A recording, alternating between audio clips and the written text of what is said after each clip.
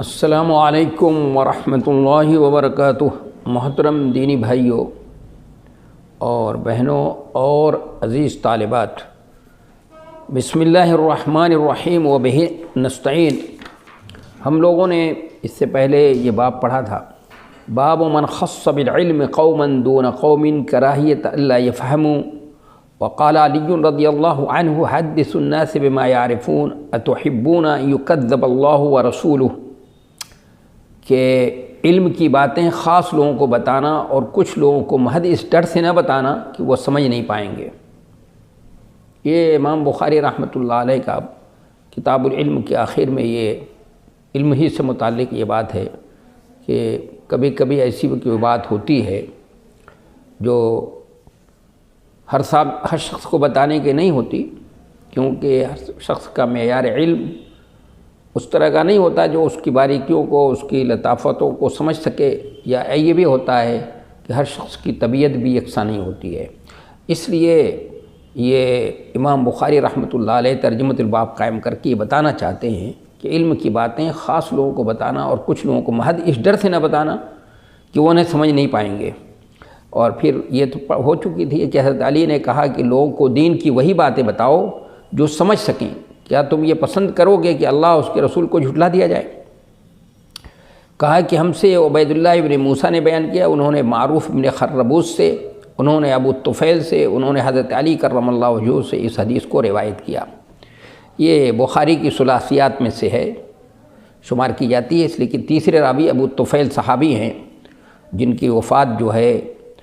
110 ہجری میں ہوئی ہے۔ اور دوسری اس کے بعد کی روایت ہے جو یہ بھی ترجمہ ہو چکا تھا کہ ومعاذ رضی اللہ تعالی عنہ النبی صلی اللہ علیہ وسلم ومعاذ ردیفہ علی الرحل، کہ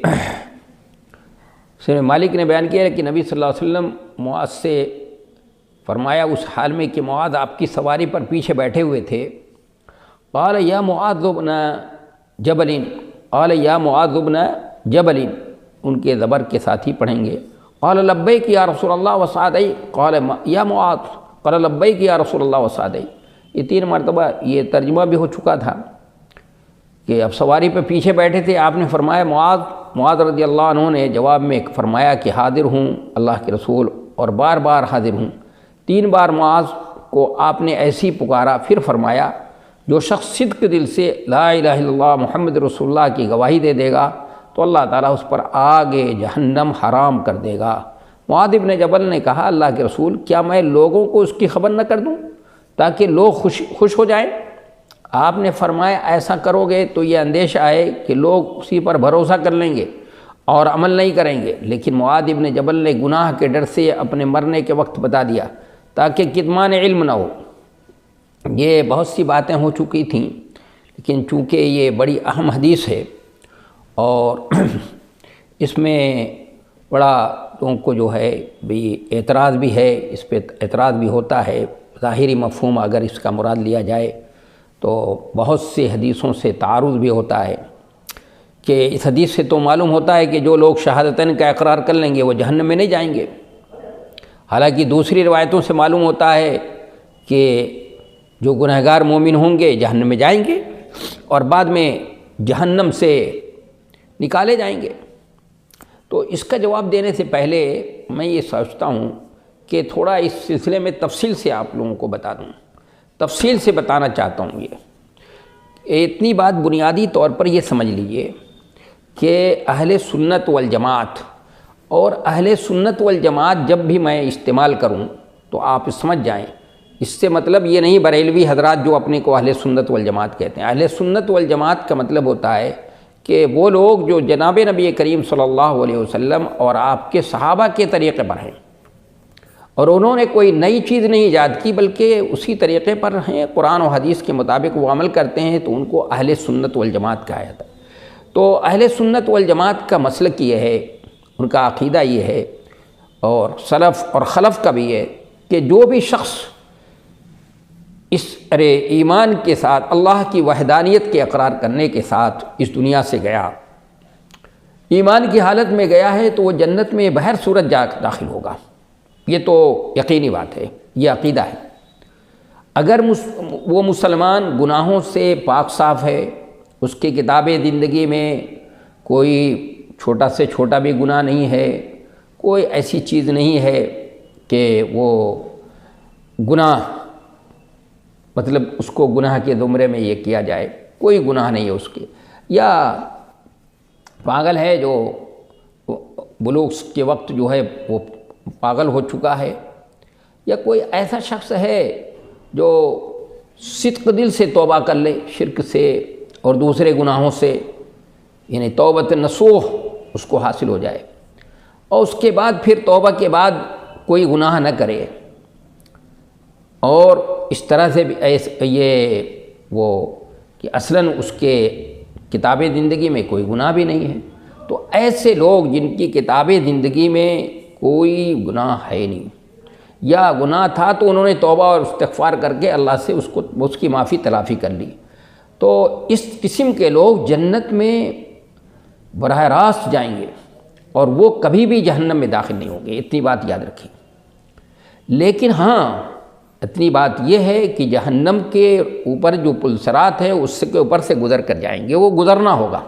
وَإِن مِّنكُمْ إِلَّا وَارِدُهَا کا مطلب یہی ہے کہ اس کے اوپر سے گزر کر کے جائیں گے، لیکن ان کو محسوس بھی نہیں ہوگا، حتیٰ کہ وہ پہنچ جائیں گے تو وہ کہیں گے ہم نے تو یہ پڑھا تھا بھائی کہ پل صراط سے بھی گزرنا ہوگا، تو ان سے کہے گا فرشتہ کہ ابھی تو گزر کر آئے آپ، تو اس کا مطلب ہے کہ پل صراط سے گزرنا، ورود کا مطلب ہے گزرنے کا مطلب ہے، اور یہ جہنم کے اوپر یہ وہ ہے، اسی سے اللہ تبارک اس سے سب کو گزروائے گا اللہ تعالیٰ، ہم سب کو اللہ تعالیٰ اس سے محفوظ رکھے۔ اور جس کے اب ایک صنف تو ہے، اور دوسری صنف وہ ہے کہ جس کے کتاب زندگی میں معصیت بھی ہے اور وہ بغیر توبہ کے اس دنیا سے چلا گیا، تو پھر اس کا معاملہ اللہ کی مشیت میں ہے، اگر اللہ چاہے گا تو معاف کر دے گا اور اس کو براہ راست جنت میں داخل کر دے گا،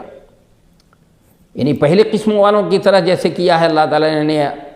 انبیاء اور صلحاء اور انبیاء اور صدیقین اور شہداء اور صالحین کی ایسا معاملہ اسی طرح سے،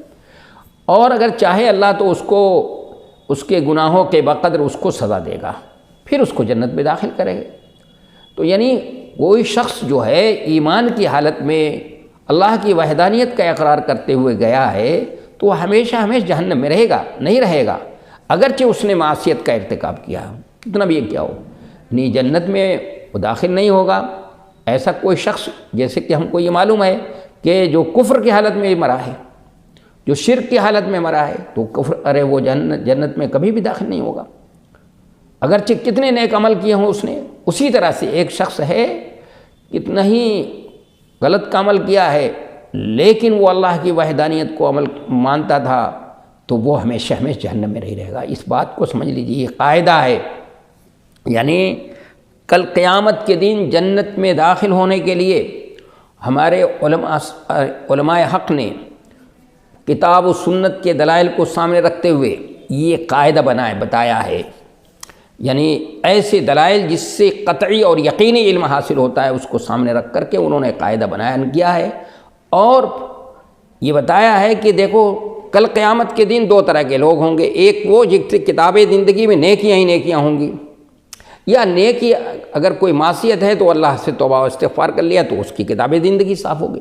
اور دوسرا وہ شخص ہوگا جس کی کتاب زندگی میں نیکی بھی ہوگی اور معصیت بھی ہوگی، تو اس کا معاملہ اللہ کی مشیت پہ ہوگا، اللہ چاہے گا تو اس کو معاف کر دے گا، یا پھر وہ اپنی گناہوں کی سزا پا لینے کے بعد جنت میں جائے گا، بہر صورت ہمیشہ جہنم میں نہیں رہے گا۔ یہ قاعدہ ہے، اور یہ قاعدہ اور ضابطہ بیان کیا ہے انہوں نے سامنے سارے قرآن و حدیث کے دلائل کو سامنے رکھا۔ اب اس قاعدے اور ضابطے کے خلاف کوئی بھی ظاہری طور پر اگر کوئی حدیث ہے، ظاہری طور پر کوئی حدیث ایسی ہے کہ جس سے اس قاعدے پر ضرب لگتی ہو، تو ظاہر ہے کہ اس حدیث کی تعویل توجیہ کی جائے گی، اور اس لیے میں آپ کے سامنے یہ بیان کرتا ہوں۔ پھر اس کو توجیہ اور تعویل کرنے سے پہلے جو حدیثیں اس ضمن میں آئی ہیں ان کو بیان کرنے سے پہلے یہ بتا دوں کہ معصیت کا ایک شخص ہے، کلمہ گو ہے، تو معصیت کے ارتکاب کرنے سے آیا کافر ہوتا ہے یا نہیں ہوتا ہے، اس سلسلے میں امت کے درمیان اختلاف رہا ہے۔ مرجئہ ایک فرقہ ہے مسلمانوں ہی میں، مسلمانوں کا فرقہ ہے، وہ عمل کو مؤخر کرتے ہیں، کہتے ہیں کہ ایمان کے بعد عمل کرنا کوئی ضروری نہیں ہے۔ ان کے یہاں تو معصیت کے ارتکاب کرنے سے کچھ اثر نہیں پڑتا، ایمان متاثر نہیں ہوتا ہے۔ اور خوارج ہیں جو جنگ صفین کے موقع پر یہ فرقہ وجود میں آیا، وہ کہتے ہیں کہ معصیت کے ارتکاب کرنے سے آدمی کافر ہو جاتا ہے۔ معتزلہ ہیں جو عقلانی ہے، جو حضرت وہ امام حسن بصری رحمۃ اللہ علیہ کے شاگرد تھا، وہ واصل بن عطا، اس نے یہ فرقہ ایجاد کیا ہے، جو عقل کو، ہر چیز کو عقل کے معیار پر ناپتے ہیں۔ وہ کہتے ہیں کہ کافر بھی نہیں ہوتا ہے اور نہ مسلمان رہتا ہے معصیت کے ارتکاب کرنے سے، بلکہ منزلۃ بین المنزلتین ہوتا ہے۔ لیکن ہمارے علماء حق کا اور سلف کا اور خلف کا یہ عقیدہ ہے کہ کوئی شخص معصیت کے ارتکاب کرنے سے جو ہے وہ کافر نہیں ہوتا ہے۔ یہ جو حدیث ہمارے سامنے ہے، یعنی جو مرجئہ ہیں وہ اس حدیث سے استدلال کرتے ہیں کہ حضرت عثمان غنی رضی اللہ تعالیٰ عنہ کی حدیث ہے کہ نبی علیہ السلام نے فرمایا، کیا فرمایا اللہ کے رسول صلی اللہ علیہ وسلم نے کہ من قال لا الہ الا اللہ وهو یعلم، من قال لا الہ الا اللہ، حضرت عثمان غنی رضی اللہ تعالیٰ عنہ کہتے ہیں، ان سے یہ روایت ہے، عثمان غنی رضی اللہ، من مات وهو یعلم انہ لا الہ الا اللہ دخل الجنہ، کہ جو شخص مر گیا اور وہ جانتا تھا اور یقین، اس کا یقین یہ تھا کہ اللہ کے علاوہ کوئی معبود نہیں، تو وہ جنت میں داخل ہوگا۔ اس حدیث سے وہ استدلال کرتے ہیں۔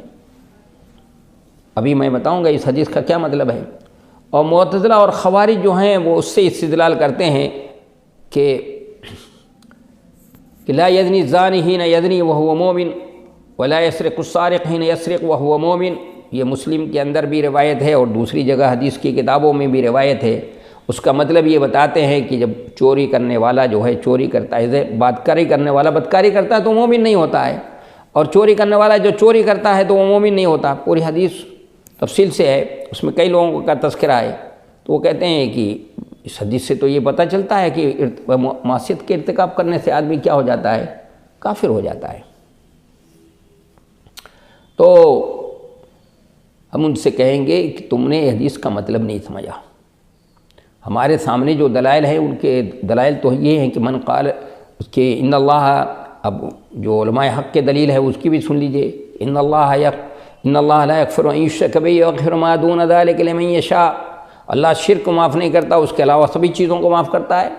معلوم ہوا کہ تو اللہ تبارک و تعالیٰ گناہ کبیرہ ہو، کوئی بھی معصیت ہو تو اس کو معاف کر دیتا ہے، اس سے آدمی کافر نہیں ہوتا ہے۔ اور دوسرے کہ نبی صلی اللہ علیہ وسلم نے فرمایا حضرت ابو ذر غفاری سے کہ من قال لا الہ الا اللہ دخل الجنہ وإن زنا وإن سرق، اگرچہ بدکاری کی ہو، چوری کرے، تو حضرت ابو ذر غفاری رضی اللہ عنہ نے کہا ان زنا وإن سرق یا رسول اللہ، قال وإن زنا وإن سرق رغم انف ابی ذر، جب وہ اس حدیث کو نقل کرتے تھے تو وہ اس بات کو، جملے کو بھی دہراتے، رغم انف ابی ذر، کہ وہ جائے گا۔ اس سے بات سمجھ میں آتی ہے کہ معصیت کے ارتکاب کرنے سے کوئی کافر نہیں ہوتا ہے، ایمان کے اندر رہتا ہے، بس یہ ہے کہ اس کے دل میں ایک درد، ایک سیاہ نقطہ لگ جاتا ہے، اور جب وہ توبہ اور استغفار کرتا ہے تو اللہ تعالیٰ اس نقطے کو دھل دیتا ہے۔ اب یہ رہا انہوں نے جو دلیل استدلال کیا ہے مرجئہ نے، تو مرجئہ نے وہ حدیث سے استدلال کیا ہے جو میں ابھی میں نے پڑھ کر سنایا کہ من مات وهو یعلم انہ لا الہ الا اللہ دخل الجنہ، تو مرجئہ نے اس کے ظاہر سے استدلال کیا۔ ہم اس سے کہیں گے کہ بھائی اس یہاں پر مطلب یہ نہیں ہے کہ انہ غفر لہ او اخرجہ من النار بالشفاء ثم ادخل الجنہ فیکون معنی قول نبی صلی اللہ علیہ وسلم کے فرمانے کا مطلب کہ من مات وهو یعلم انہ لا الہ الا اللہ دخل الجنہ کا مطلب ہے اے دخلها بعد مجازاتہ بالعذاب، یعنی مطلب یہ ہے کہ اگر ایک شخص ہے داخل کلمہ گو ہے، اللہ کی وحدانیت کا قائل ہے، تو وہ جنت میں داخل ہوگا۔ اگر پہلے والے صنف میں سے ہے، کس میں سے، یعنی جس کی کتاب زندگی میں نیکیاں ہیں تو وہ سیدھے داخل ہو گیا، یا معصیت تھی اور توبہ کر لیا تو سیدھے داخل ہو جائے گا۔ اور اگر اس کے اندر کتاب زندگی میں معصیت تھی، توبہ نہیں کر سکا تھا، تو داخل ہوگا، جنت میں ضرور جائے گا۔ میں نے ابھی بتایا تھا کہ جنت میں تو ضرور جائے گا، جیسے کافر جنت میں نہیں جائے گا، ہمیشہ جہنم ہی رہے گا چاہے کتنی نیکیاں کی ہو، اسی طرح مومن اگر ایمان ہے اس کے دل میں، اللہ کی وحدانیت ہے، شرک نہیں ہے، تو چاہے کتنا بھی گناہ کیا ہو جنت میں ضرور جائے گا، تو جائے گا، لیکن بعد مجازاتی بالعذاب۔ اس طرح سے ان طرح کی جتنی بھی یہ ہے حدیثیں ہیں، اس کی تعویل اسی انداز سے کی جائے گی، اس کے ظاہر پر جو ہے اس پہ عمل کرنا کسی طرح سے بھی صحیح نہیں ہوگا۔ اس لیے کہ ہم کو معلوم ہے کہ بعض مسلمان جو گنہگار ہوں گے وہ جہنم میں جائیں گے، ابھی بتایا میں نے، نہیں تو شریعت کے بعض حدیثیں ایک دوسرے کے متعارض ہو جائیں گی، تو اس میں نبی علیہ الصلاۃ والسلام نے یہ فرما دیا کہ وہ یعلم، تو اشارہ اس بات کی طرف جو مرجیہ، جو غالی قسم کے مرجیہ یہ کہتے ہیں کہ صرف شہادتین کا اظہار کر دیا تب بھی جنت میں چلا جائے گا، اگرچہ دل سے، بالکل غلط بات ہے، یہ صحیح نہیں ہے کسی طرح سے بھی، اس لیے کہ نبی علیہ الصلاۃ والسلام نے یہ فرمایا ہے کہ غیر شاکن فیہما، آپ نے مختلف حدیثیں جو اس سلسلے میں آئی ہیں، آپ نے اس میں فرمایا غیر شاکن فیہما، یعنی اللہ کی وحدانیت کا اقرار کرتا ہو اور پورے یقین کے ساتھ کرتا ہو۔ یہ اور کچھ لوگوں نے اس سے استدلال کر لیا حضرت عثمان غنی رضی اللہ عنہ کی حدیث سے کہ ایمان صرف دل کے معرفت کا نام ہے اور زبان سے اقرار نہ کرے تب بھی کافی ہو جائے گا، بس علم کافی ہے، یہ بھی غلط ہے کہ لیکن اہل سنت والجماعت کی بات یہ ہے کہ وہ معرفت جو شہادتین کے ساتھ ہو، شہادتین کے ساتھ، ان المعرفہ مرتبط بشہادت لا تنفع احداہما، دونوں کا اقرار، اللہ کی وحدانیت کا بھی اور جناب نبی کریم صلی اللہ علیہ وسلم کی رسالت کا بھی اقرار کیا جائے، اور دونوں کو ایک ساتھ کرے گا، ایک کے کرے اور ایک کو نہ مانے تو نہیں۔ اس لیے ضروری ہے کہ اس کا زبان سے اقرار کرے اور دل کے اندر، دل سے تصدیق کرے اور زبان سے اقرار کرے اور اس کے مطابق عمل بھی ہو۔ اس لیے کوئی اگر اس طرح کرتا ہے کہ ایمان صرف معرفت کا نام ہے، قلب کی معرفت کا، تو بالکل غلط بات ہے اس کی۔ اب یہ کہ یہ حدیث میں آیا ہے کہ من قال لا الہ الا اللہ ومن شہد لا الہ الا اللہ وانی رسول اللہ وقد جاء، اور اس طرح کی بے شمار حدیثیں آئی ہیں، الفاظ سمجھ گئے نا اس کے۔ تو اس حدیث میں جو الفاظ ہے حضرت معاذ بن جبل کی من کان آخر کلامی لا الہ الا اللہ دخل الجنہ، کہ جس کا آخری کلمہ جو ہے اس کے زبان پر، یعنی اس دنیا سے جاتے ہوئے اس نے یہ کہا لا الہ الا اللہ، تو جنت میں داخل ہوگا۔ اور دوسری روایت میں من لقی اللہ لا یشرک بہ شیئا دخل الجنہ، اور ان سے ما من عبد یشہد ان لا الہ الا اللہ وان محمد رسول اللہ الا حرمہ اللہ علی النار۔ اور اس طرح کی عبادہ ابن ثابت سے روایت ہے، عتبان ابن مالک سے روایت ہے، اور عبادہ ابن ثابت والی روایت میں ہے علامہ کان من عمل، اور حضرت ابو ہریرہ رضی اللہ تعالیٰ عنہ کی روایت میں کہ لا یلقی اللہ تعالیٰ بہما عبد غیر شاکن فیہما الا دخل الجنہ وان زنا وان سرق۔ اور حضرت انس کی حدیث میں ہے کہ حرم اللہ علی النار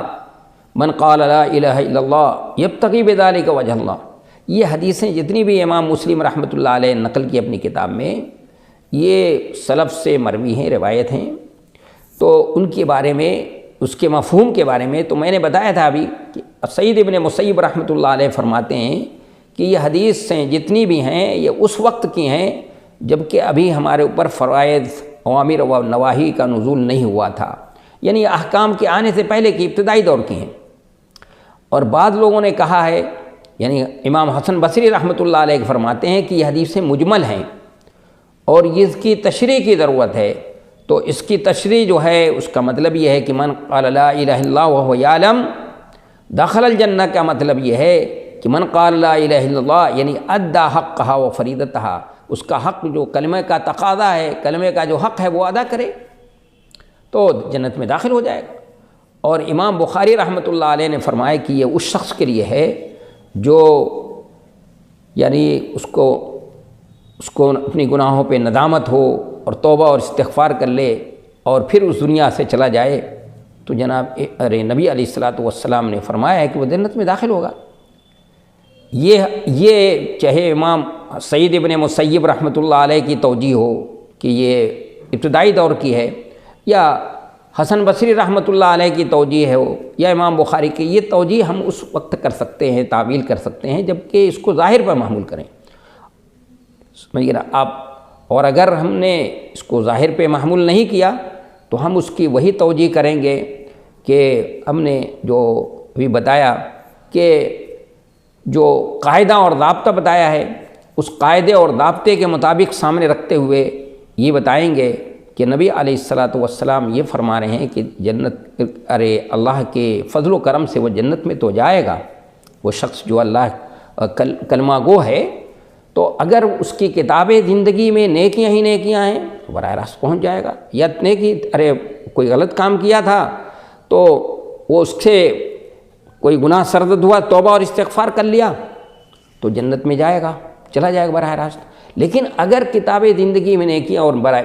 معصیت بھی ہے اور توبہ کرنے کی توفیق نہیں حاصل ہو سکی تو اللہ کی مشیت پہ معاملہ ہوگا، لیکن پہلے مرحلے میں جنت میں نہیں پہنچے گا، بعد میں جو ہے اس کو پھر نکالا جائے گا۔ جانتے ہیں، آپ کو سب کو معلوم ہے کہ حتیٰ کہ رائی کے دانے کے برابر بھی کسی کے اندر ایمان ہوگا تو اس کو جو ہے وہاں سے نکال کر، جہنم سے نکال کر جنت میں داخل کیا جائے گا۔ تو اب جو ہمارے سامنے وہ حدیث ہے کہ الا حرمہ اللہ علی النار، یہ جو الا حرمہ اللہ علی النار، اس پہ بظاہر تعارض نظر آ رہا تھا کہ حدیث سے معلوم ہوتا ہے کہ جو لوگ شہادتین کا اقرار کر لیں وہ جہنم میں نہیں جائیں گے، حالانکہ دوسری روایت سے معلوم ہوتا ہے کہ جو مسلمان ہیں نافرمان ہیں جہنم میں جائیں گے اور بعد میں جہنم میں جائیں گے اور بعد میں جہنم سے نکالے جائیں گے۔ تو اس کا جواب ہے حدیث کے اطلاق کو اعمال صالحہ کے ساتھ مقید مانیں گے، یعنی شہادتین کے اقرار کے بعد اعمال صالحہ کرے تو جہنم میں یہ نہیں جائے گا۔ دوسرا جواب اس کا یہ ہے، پہلا جواب تو یہ، دوسرا جواب کہ حدیث کے اطلاق کو توبہ کے ساتھ مقید مانیں گے، یعنی کوئی جیسا کہ امام بخاری رحمۃ اللہ علیہ نے کہا، یعنی کوئی شخص شرک اور کفر اور گناہ کبیرہ سے توبہ کرتے ہوئے شہادتین کا اقرار کرے اور اسی توبہ پر اس کی وفات ہو جائے تو جہنم میں نہیں جائے گا۔ بہت صحیح ہے۔ تحریم سے مراد یہاں تحریم خلود ہے، یعنی ہمیشہ کے لیے، یہ ہمیشہ کے لیے جو ہے اس کے لیے اوپر حرام، الا حرمہ اللہ علی النار، تحریم خلود ہے، نہ کہ اصل دخول ہے، یعنی دخول نہیں ہے، یعنی ہو سکتا ہے داخل ہو لیکن ہمیشہ کے لیے جہنم اس کے لیے ہو، ایسا نہیں ہے۔ لہذا اب مطلب یہ ہوا کہ نافرمان مومن جو ہیں جہنم میں جائیں گے لیکن ہمیشہ نہیں رہیں گے۔ ایک اعتراض یہ ہے کہ نبی صلی اللہ علیہ وسلم نے حضرت معاذ بن جبل رضی اللہ عنہ کو تبشیر سے منع کیا تھا کہ خوشخبری نہ سنائیں، پھر انہوں نے موت کے وقت کیوں بتا دیا؟ جواب یہ کہ یہ نہیں کو تنزیہ پر محمول کریں گے، نہ کہ تحریم پر ہے۔ آپ نے منع تو کیا تھا لیکن یہ حرام ناجائز نہیں تھا، یہ عمل میری کراہت کے طور پر آپ نے منع کیا تھا کہ لوگوں کو سمجھنے میں اس سے کوتاہی ہو سکتی ہے اور لوگ اسی پر بھروسہ کر سکتے ہیں۔ دوسرے یہ جواب ہے کہ نہیں کو اتقال کے ساتھ مقید مانیں گے، لہذا جن لوگوں سے بھروسہ کرنے کا اندیشہ نہ ہو ان کو بتا سکتے ہیں، جن کے بارے میں یہ ہم کو یقین ہو کہ یہ بھروسہ نہیں کریں گے بلکہ عمل کریں گے تو ان کو بتا سکتے ہیں۔ اور تیسرے کتمان علم کے گناہ سے بچنے کے لیے بتایا۔ اور آگے والی روایت میں بھی ہے کہ حضرت معاذ بن جبل رضی اللہ تعالیٰ عنہ کہ معاذ بن جبل سے فرمایا کہ جو شخص اللہ سے اس حال میں ملے کہ اللہ کے ساتھ کسی کو شریک نہ کرتا ہو تو جنت میں داخل ہوگا۔ معاذ بن جبل نے عرض کیا کیا میں لوگوں کو اس کی خوشخبری نہ دے دوں؟ آپ نے فرمایا نہیں، مجھے ڈر ہے کہ لوگ اس پر بھروسہ کر لیں گے۔ تو اس سے امام بخاری رحمۃ اللہ علیہ جو سمجھانا چاہتے تھے وہ بات بالکل واضح ہو گئی۔ ھذا واستغفر اللہ لی ولکم ولسائر المسلمین فاستغفروہ انہ هو الغفور الرحیم، وآخر دعوانا الحمد للہ۔